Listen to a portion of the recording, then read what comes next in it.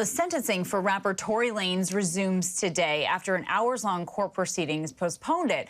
Tory was found guilty in December for shooting Megan Thee Stallion in the feet and injuring her. This happened in 2020.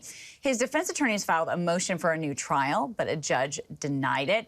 ABC News legal contributor and trial attorney Brian Buckmeyer is joining us for more on this. Now, Brian, yesterday the judge said that he received 76 letters in support of Tory Lanez, and that several people even read statements in court, including the mother of his child. There was a chaplain at the jail also, and a psychologist.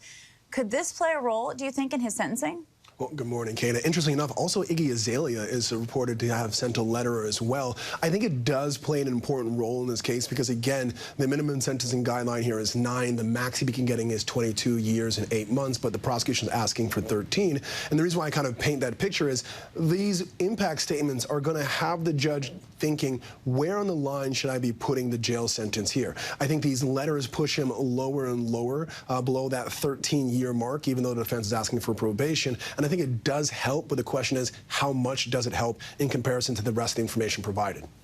Right, and the chaplain, I know, talked about his good behavior in jail. The psychologist also gave a statement that said Tory was diagnosed with PTSD and anxiety disorder, and that he would be a good candidate for the facility that she works at. Does that help his case? So, personally, I would say no, but I think this is a very stylistic issue in the sense that the first part, the PTSD and any diagnosis that he has, does, I think, help him in saying, Judge, this is not a person we should be putting in jail for long periods of times, because jail doesn't help these things, it makes it worse. But in saying that he's a good candidate for a specific place in a facility, I've seen judges turn around and say, great, I know the exact place he should be going. He should be going to this jail, this facility, to get the help so he's not shooting at women's feet in the street. So I think it can go both ways. Right. Also, the L.A. County Deputy District Attorney read Megan's victim impact statement on her behalf, where she said that she hasn't experienced a single day of peace since she was shot by Tory, and she couldn't bring herself even to be in the room with him again. So how important is her statement?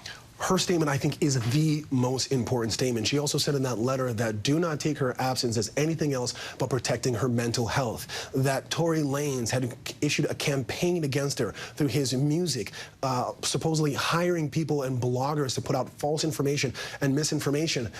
We've seen in this country when it comes to the prosecution of men where the women are the victims of the question of believing them. And I think we saw here firsthand, especially for a black woman, where so many people disbelieved her. We've even seen people like 50 Cent come out and say, hey, I was wrong. What I said about this case was incorrect. But now that the conviction is about to happen and the verdict's already come in, everyone is believing Megan Thee Stallion. The jury has believed this case. And I think that, as the judge has put it himself, he's not considering remorse, but the post-actions of Tory Lanez will be considered and will go into the sentencing. That, to me, suggests it's going to be at least double digits in terms of a sentence.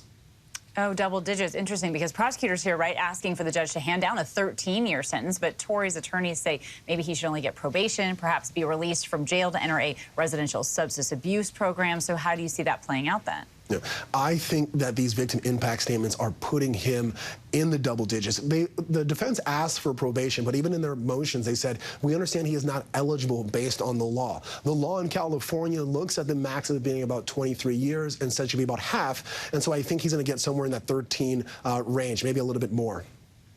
All right. ABC News legal contributor Brian Buckmeyer, our thanks as always to you. Hi, everyone. George Stephanopoulos here. Thanks for checking out the ABC News YouTube channel. If you'd like to get more videos, show highlights, and watch live event coverage, click on the right over here to subscribe to our channel. And don't forget to download the ABC News app for breaking news alerts. Thanks for watching.